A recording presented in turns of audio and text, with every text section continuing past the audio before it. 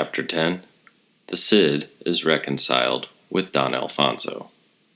Thus the Cid returned from the land of the Moors, and from his exile to Castile. The king received him with many honors, and gave him 7 castles with their lands. He also signed a promise that the Cid should keep forever for himself and his descendants whatever castles, towns, and places he might win from the Moors or from others. Thus the Cid was again high in the favor of the king. Now King Ä'θið, who was the grandson of al-Maimon, reigned in Toledo. It is to be remembered that al-Maimon was the friend of Don Alfonso, who received him when he fled from Don Sancho, and that Don Alfonso had sworn to do no evil to al-Maimon nor his sons, but the grandson, Ä'θið, was not mentioned in the oath. At this time al-Maimon was dead, and his son Hokam also, and Ä'θið, the grandson, was on the throne. This Ä'θið was a bad king, insolent, cruel, and he oppressed his people so that they could bear his yoke no longer. Neither did he make any effort to protect his subjects from their enemies, who came and spoiled the land as they pleased. And his people went to him and said, "Stand up for your people and your country, or we must find a king who will do so." But he paid no attention to what they said. When his people found that they could hope nothing from Ä'θið, certain of them went to the king of Badajoz, saying that if he would come and be their protector, they would deliver the city of Toledo into his hands. But others who dwelt in the city sent to Don Alfonso, urging him to win Toledo, as he could do so, as he was no longer bound by his oath. Then both kings came, but the king of Badajoz arrived first, and the gates were opened to him. But soon after Don Alfonso came, and the king of Badajoz, knowing he could not withstand Alfonso, fled, and Don Alfonso followed him into his own kingdom, and compelled him to submit. King Alfonso then overran the country about Toledo, despoiling it, and he did this for 4 years, so that he was master of the land. In all these battles the Cid helped his king.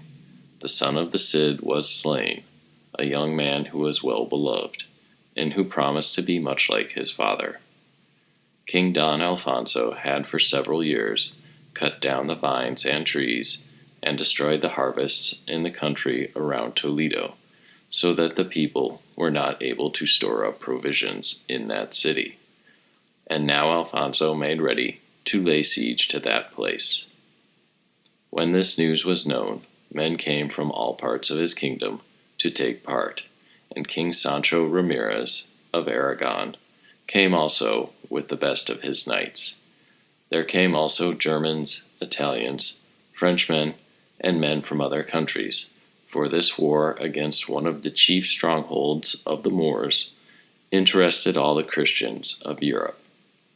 This was the greatest force of Christians ever gathered till that time in Spain, and it was the greatest effort ever made against the Moors. Of this whole mighty army the Cid was the leader.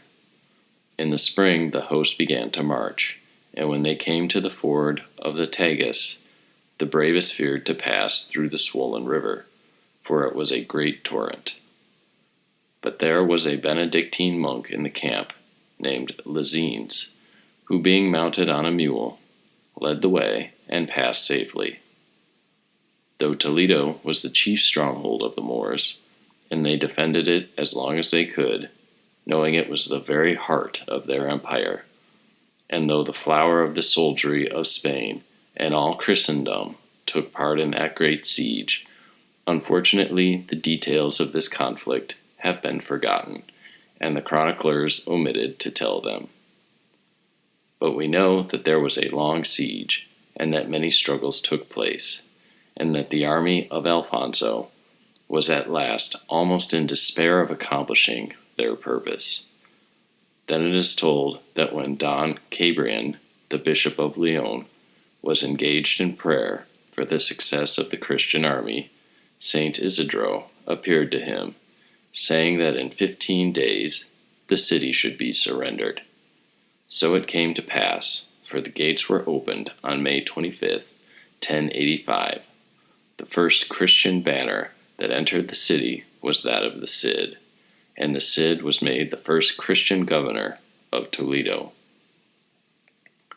About this time, a race of people called Almoravides, being part of the Moors still living in Barbary in North Africa, arose and began to pass over into Spain and make war.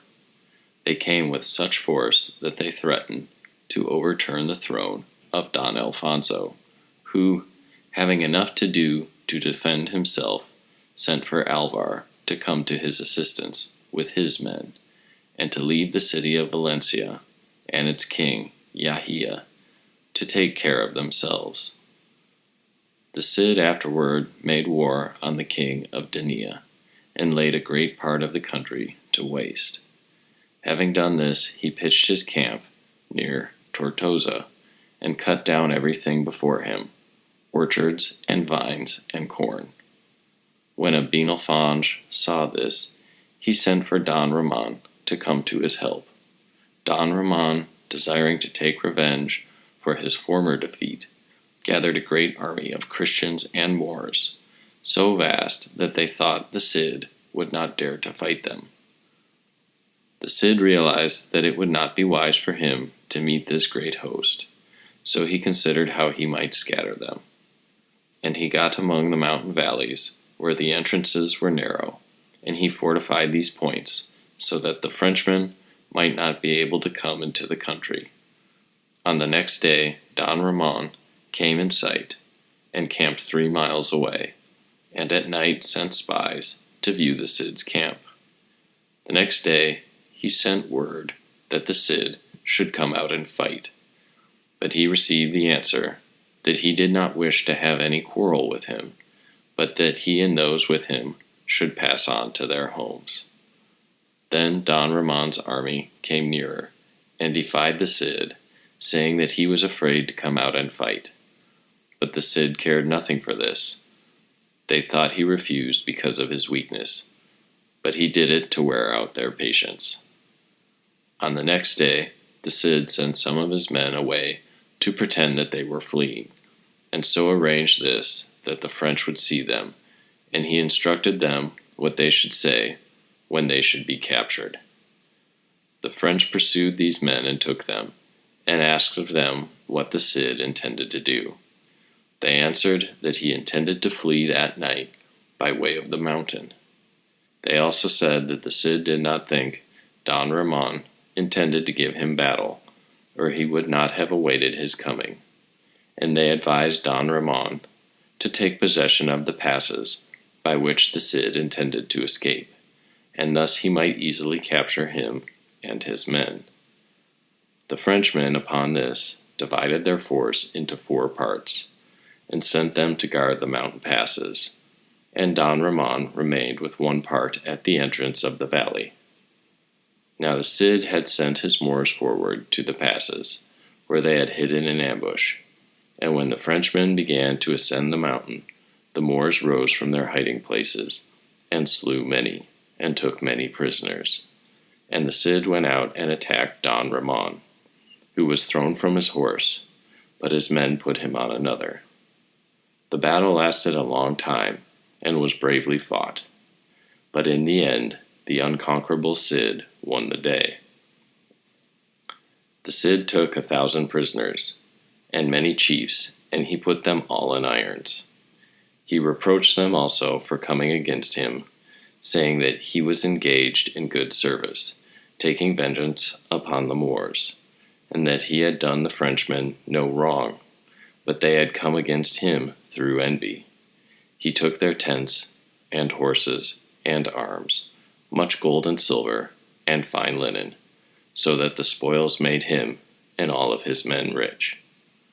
When Don Ramon, who had fled, heard that the Cid had taken his captains, and nearly all of his force was taken or slain, he thought it best to come to the Cid and give himself up to his mercy. The Cid received him well and honorably, and then set him free. But he took the swords of the chiefs and made them pay a great ransom. When he had done this, he restored a good part of the ransom to them again, and showed them great courtesy, and they promised never to come against him again. When Don Alfonso, king of Denia, knew that the Cid had overcome this great army, he was so grieved that he fell sick and died.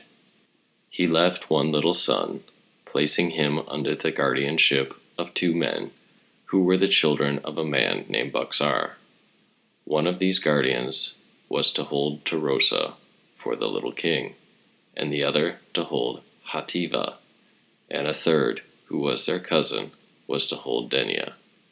These men, knowing that they could not live in peace, and that they had not the strength for war unless they could have the protection of the Cid, sent him word that if he would protect their lands, they would pay him a yearly tribute of whatever sum he might demand. So the whole country that had belonged to Don Alfonso was placed under his protection, and he fixed the tribute that each castle should pay. Valencia was also at this time under the command of the Cid, and as the king Yahia was sick, the Cid appointed a governor for the place, called Abinalfarax. The Cid also appointed trusty men in the city to collect the rents, and he put a knight in every village to protect it, so that none dared do wrong to another, nor take anything from him.